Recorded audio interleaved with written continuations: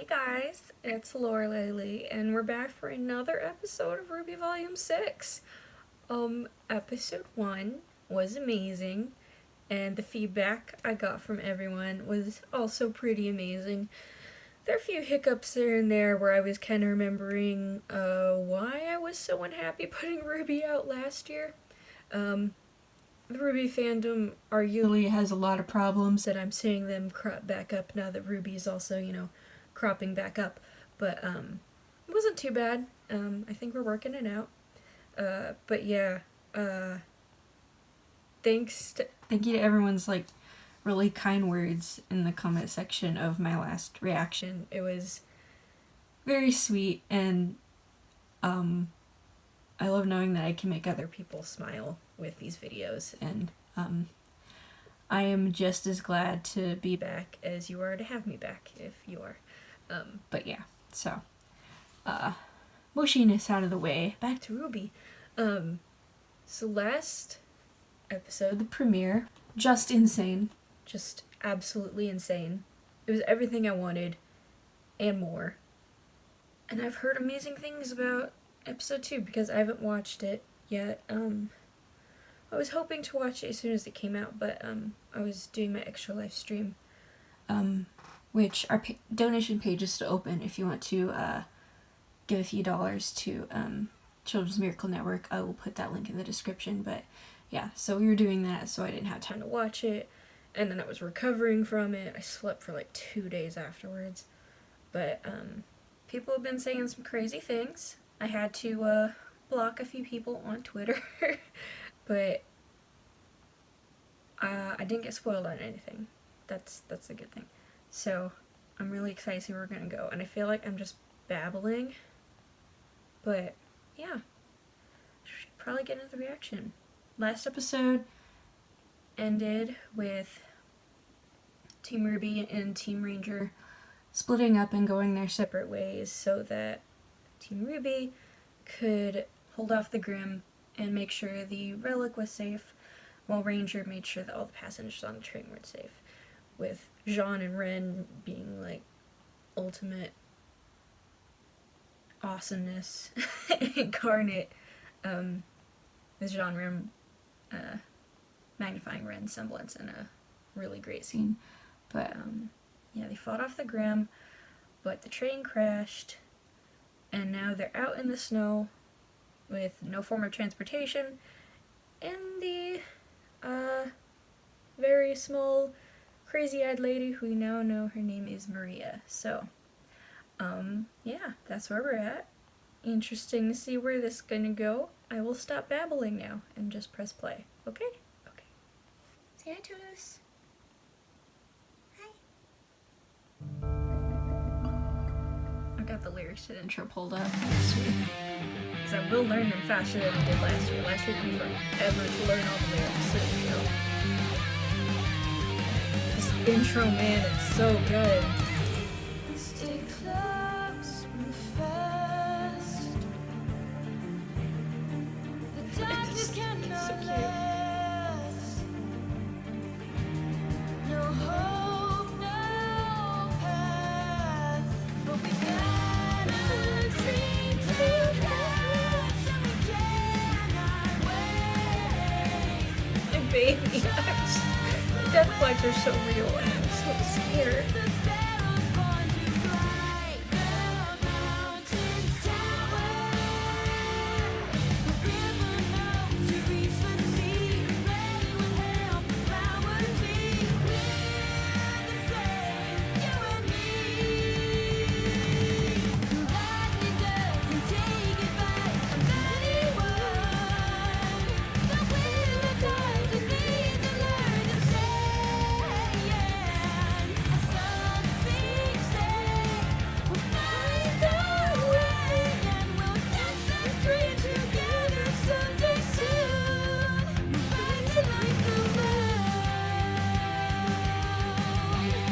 The way they kind of meld into each other in the fighting beginning. It reminds me a lot of I think it was Volume 2's intro where they did similar. Oh yeah, we're jumping straight into this.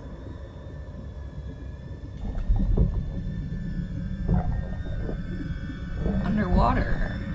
Not dead. Pretty battered. Oh. There's water down there? Things I did not know.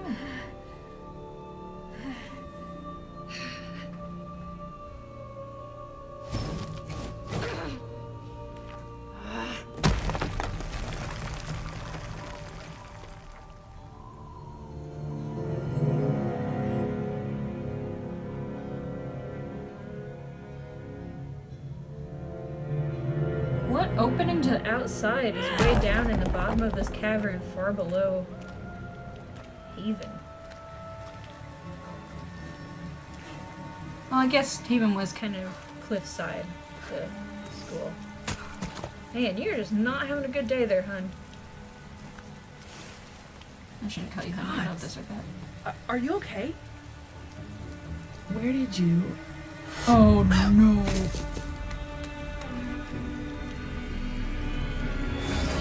Oh, poor innocent woman. We need to take the relic to Atlas? That's what I was saying. Flashback. Or rewind, more like. You've got to be joking. I mean, bright side. Honey. We finally get out of this house. Well, trust me, I'm not crazy about it either. And without the Spring Maiden here to seal the relic back in its vault, it's our best option. Yeah. Atlas may be the safest kingdom we have at the moment, but their borders are closed. General Ironwood called everyone back. Not everyone. The city of Argus is a ways north of us, and it's the primary trading port between Anima and Solitas. They've got the largest Atlas military base outside of the kingdom. There's no way they'd leave it abandoned, and if we play our cards right, I think there's a good chance we could convince them to escort us straight to Ironwood. I mean, we do have the missing heiress to Shnida's company. Ex-heiress, actually. True, true. But if there's a chance of reward money, I say we go for it. Hopefully the first option will suffice. Glad to see you're feeling better. Likewise. And while I'm sure we could all use more time to recover, I'm afraid time is of the essence. Right. As long as that thing's out in the open, its power could fall into the wrong hands. Speaking of, what does it do exactly? Yeah, Crow never really told us. I would like to know that too. I think we all would. Of course. The Relic of Knowledge has a wonderful and incredibly dangerous ability. Okay, it does Its change user size. can ask any question, and the lamp will provide an answer. So Intriguing. That's it's like incredible. a genie. Indeed. However, it's not without drawbacks. The lamp cannot tell you of events that have yet to happen, and it will only ever answer 3 questions every 100 years. It is very much Aladdin's lamp. Well- Okay. I guess that's not so bad. Adds a lot of pressure, though. Then let's put it to a vote. What should we ask first? Oh! Can we ask for more questions? Can we ask for more questions? They're not wishes. Nora. I'm afraid you won't be able to ask My it beautiful anything at the baby. moment. The questions were used before I sealed it away. Well, at least now we know what it is. And we'll be sure to keep it safe. Glad that they established the size changing thing. Great. Very helpful. This is just great. We're stranded. We lost a third of our party, and we have gained a defenseless old lady. My name is Maria Caravera, and I am not defenseless. I'm just a little hard of hearing, and blind without my eyes, that are in desperate need of repair. Okay, I'm starting to see your point. Yeah, knock it off, will ya? If we lose our cool now, we'll just be inviting even more Grim. Does that even matter? Apparently, we've been attracting Grimm since we left Haven. Oh, and how could I forget about that? What happened to no more lies and half-truths? Yeah. Yeah. I think it's time we got an explanation. I did not lie to you. Well, you certainly didn't tell us everything about the relic. Please, Now is not the time. No, It's we're very past much that. the time. I want to know why Yeah. you're still not telling us everything. It is true that the Grimm are attracted to the relics. It's faint but undeniable. I believe it has to do with their origin, but I'm not entirely sure. Regardless, I feared that making you all aware would only add anxiety and negativity. It seems like the safer option. You know, I'm getting real tired of people choosing what's best for me. Is that why you chose to lie to everyone about Lionheart too? Yes, as a matter of fact, I believed the Kingdom of Mistral deserved better than the truth. And I believed Leonardo deserved to be remembered for his lifetime of service, and not the unfortunate missteps he made in his final years. Missteps? What Professor Lionheart did was reprehensible. I am not here to argue differently. But does one lapse in judgment truly negate all of his good? Do we not all have regrets? You may have met Professor Lionheart, but you never met the man he was before Salem found him. Look, we're supposed to be in this together. You can trust us. We're not gonna turn our backs on you. Do you really think Leo was the first? Oh dang. That he didn't say those exact same words to me? Dude, I'm sorry, but you have to understand He's got, that my like, behaviors are backed by experience. millennia of insecurity. I'm not saying that I going have on. reason to think you will betray me. I'm saying that I have reasons for the things that I do, the secrets I keep. The reason I... Where's the relic? Good question. Right here. It got scattered in the crash. Please, hand it over. So all those times you talked about having faith in humanity, Oh, Ruby. that was just for everyone else? That's not what I meant to suggest. Miss Rose, the relic is a powerful item, and I simply feel as though it is my burden to bear. But you said it couldn't do anything right now. Why does it matter who carries it? I need you to listen to me. Buzz? Hurry! Oscar. He's trying to stop you. Stop her from what? Oscar, baby. He's afraid he'll find out what he's hiding. Her name is Jinn. Say her name to summon her. Her name? Ginny. Whoa, yeah.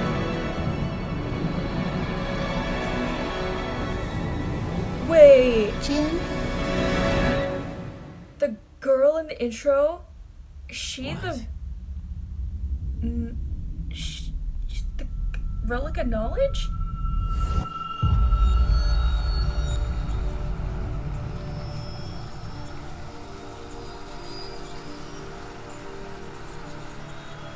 Oh my gosh.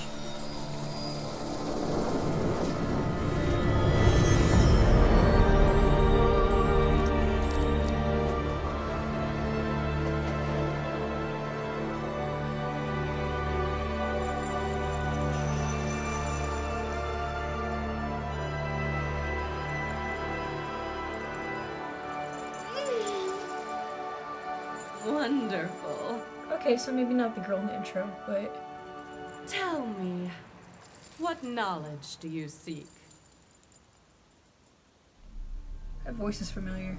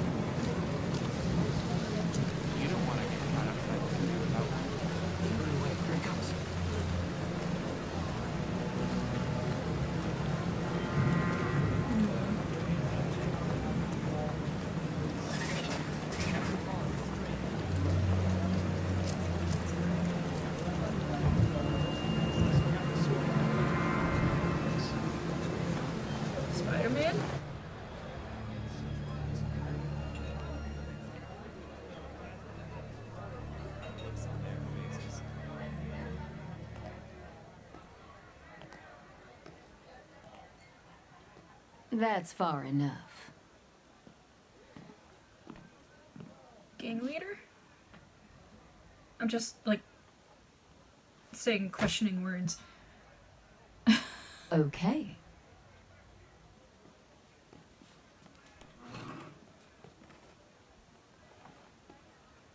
You're Little Miss Malachite? I'm Little Miss gonna skin you alive if you ever take that tongue with me again. Looks like your life savings. It was somebody's. Little Miss Cute. Muppet. What do you want Okay. for it? I get it. I'm looking for these travelers. Well, sweetheart, you came to the right place. Hey, you made it. A little jumpy today, hmm? Yep. You know, I used to be afraid of spiders. Want to know what I did about it? Learn to kill them. Oh no, the world needs spiders. I just made the spiders work for me.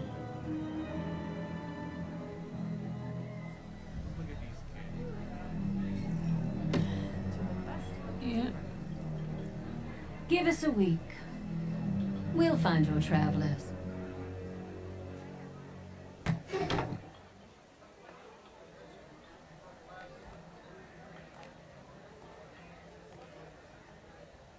Little Miss, we already know where they are. That big guy asked about them last week. I know we know. Hazel? But what we don't know is who here in Mistral might be asking about her. Oh, that's cool. That's good. I'm I am intrigued. Jinn, a being created by the god of light to aid humanity in its pursuit of knowledge. I've been graced with the ability to answer 3 questions every 100 years. You're in luck, as I'm still able to answer... That's enough! 2 questions this era. Oh, you lying little... Oh, Crow. It's a pleasure to see you again, old man. Ruby. Please. Don't. Hey.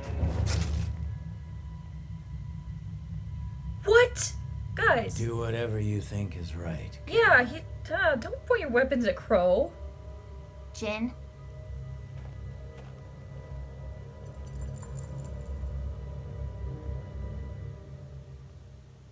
What is Ozpin hiding from us? No! What? What?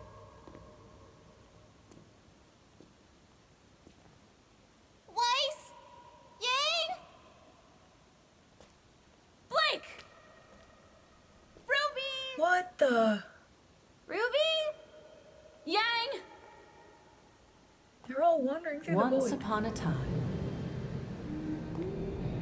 Oh! there stood a lonely tower that sheltered a lonely girl.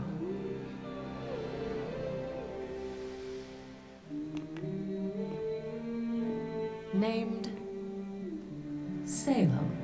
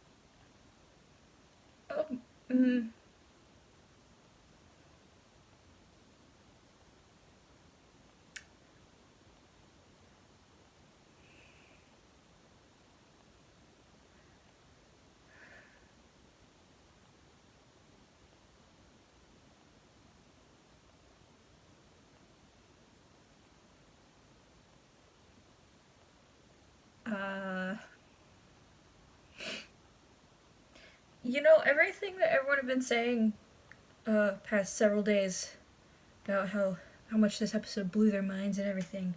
I guess I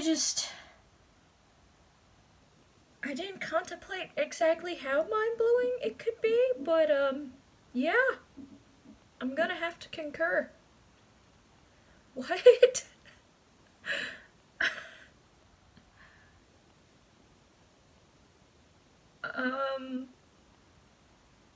Okay. So, okay, I'm just, man, Lost for Words really hit me hard this episode. Whew. Okay, I guess the first thing I want to say is, like, I'm really appreciating how, it seems like we're getting a bit more back to our, RWBY's fairy tale roots, which I feel like we still had plenty of the past 2 seasons, but, I feel like it was definitely more like, I don't know, we are more, like, centered within, like, the mythology that they had already built around RWBY, and, now it's kind of, I don't know, because, like, I just, like, with the Little Miss Malachite, using the, you know, nursery rhyme character of Little Miss Muppet, but also mixing it with the, RWBY premise of color names, and interesting that she's like a little gang leader. That's, it's fascinating. I have to say that I did not know how I felt about the introduction of that character at first, but as soon as she said, we don't know who in Mystery will be, who's interested in her, that was great. Which, kind of makes me wonder, where that storyline's gonna go, because, I mean, you'd think it would just go straight for Cinder trying to get back to Salem and the crew, or straight tracking down RWBY, but, this presents an interesting little hiccup in the road, and I'm wondering where that storyline could go. But now that we're seeing it's like shady underworkings and, working with a gang, I can kind of see how maybe Roman's past could tie into it more, and that's why his hat was in the intro. So we'll see where that's going. But yeah, I knew she wasn't dead. Like, it's like #1 rule of any kind of fiction, especially filmic. If they don't die on screen, odds are they're not dead. So, yeah. I didn't expect her to, like, there'd be water at the bottom of that cavern, but, you know. Oh no, that's probably just... Dang, the other half of this episode. Oh boy. Oh boy.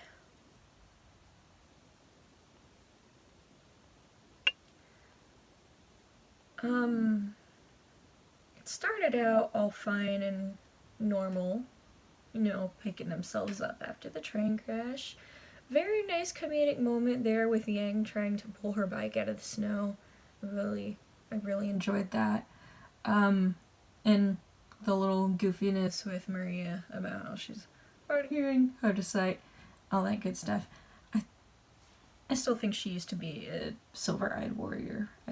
That's my bet on her, 'cause especially with the intro when they like zoom into her eye and then it fades into RWBY's eye. I just like it's a little heavy-handed on imagery. I'm okay with that. But yeah. And then all hell breaks loose. And I feel even worse for Oscar. Oh my gosh. Anyone who's been watching my reactions to RWBY for a while knows that, like, a common theme throughout all of last volume was me feeling really bad for Oscar. And now I feel even worse. Oh my gosh. 'Cause, like, last season it was bad enough to have, like, this ancient being in your head that one day is going to combine with your soul and, like, you'll cease to be yourself. It's quite another thing when that ancient being's been hiding some shady... Oh my gosh. Just, like, the tension building in that part, by the way, was incredible. How it just, like, kind of started out with, you know, why didn't you tell us it attracts Grimm? And then him escalating to get really defensive about it, and then asking where the relic is, and then trying to get it back from RWBY. And oh man, the tension's just built to the point where they even, like, pointed their weapons at Crow. But come on, don't do my boy Crow dirty like that. Like, he trusted Ozpin, but in the face of the fact that Ozpin has clearly been lying to him for most of the time he's known him, he's not gonna defend him in that way. Especially when he was, like, snapping at his niece. Like, dang. Now, the lamp, okay, I love that they, immediately clarified things about the lamp. The size change, I appreciated, but immediately how does it work, and finding out that it's, like, basically a genie, that's really cool, and like I said, kind of ties back into the fairy tale roots of RWBY, and I thought that was really, really rad. Yeah, and her name's Jinn, which is, like, a Jinn, like the original name for a genie, and I just thought that was so cool. So very cool. But now, whatever he's hiding, Ozpin was so upset that Oscar had to wrestle control from him and hold him down so that RWBY could summon her. And when Oscar lost control, Ozpin tried to attack RWBY. Oh my gosh. And, like, oh my gosh, Ozpin's been hiding so many secrets from them. Not only does it attract Grimm, but it still had 2 questions left, which she told them it had been used up. And, that last final reveal, I thought it was really fascinating about how, like, in order to answer a question, the Jinn kind of, like, brought them into, like, a little dream world to, like, show them even more than just telling them. So I thought that was really cool, and it showed how, like, they all were seeing it, but they weren't together.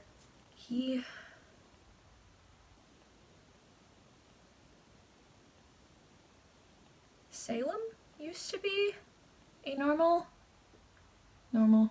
human, still question, but, like, normal-er girl. We're going to get Salem's origin story, and I don't think it was what any of us had anticipated.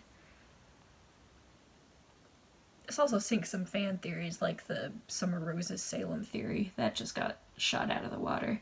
Man, this is fascinating. I'm interested to see how this is going to be resolved. And I got a question running through my head that, I know other people are probably wondering similar. Did Ozpin create Salem? Is he the reason that she exists? Because I can't think of any other reason why he'd be so desperate to hide that from them. Because, like, I feel like that's the biggest mistake that he could be trying to hide. Is like, hey, you know this problem that humanity's been in for the last several millennia? Yeah, that's on me. Because I feel like that would kind of put a damper on his authority, and I feel like that's what he's really freaking out about here, is that he's losing control. Because even his, like, closest soldier, if that's a word you want to use, Crow, obviously does not trust him anymore. Like, ooh, it's just time for some revelation. And so help me, if they, like, show some other storyline in the episode and don't immediately jump into this, I'm gonna be so upset. Because I need answers. I need answers now. And I expect them to be mind-boggling and fantastic. Because, dang. like really, I didn't believe everyone freaking out. Like, I was like, what could be so mind-blowing about this episode? It's like, okay, how about we just, like, turn everything you know about the show on its head? Okay, let's do that. Oh my gosh. I need it to be Saturday. It's currently, like, midnight on Tuesday when I'm recording this. Like, show you how far behind I've gotten. So, I technically have less of a wait between episodes than other people who have watched it, but dang. Oh. I don't know if you could tell. I'm trying to, like, cut back on swearing because it apparently affects whether or not your videos get seen on YouTube, and, like, my videos have not been apparently getting seen on YouTube very often for a lot of my subscribers, so I'm trying to cut back on the swearing, and this show's making it real difficult on me. I just... Dang! Okay. So now I gotta wait. But thank you guys for watching. I love you guys so much. Happy to be back on this insane derailed RWBY train with y'all. As I am every season. So yeah, links to everything in the description. The link to our Extra Life donation page, which will be open till the end of the year. If you can spare a few dollars to donate and help out some sick kids. There's a link to my Discord where I try to talk about the shows I watch a little bit more openly, and also just have, like, a nice little community place to go to. Also my Patreon, which has got some perks that I'm going to be working on. P.O. Box to send me anything. And, yeah, all other social media, all that good stuff. So, yeah, thank you guys for watching. I love you so much. And I will see you for the next mind-blowing episode.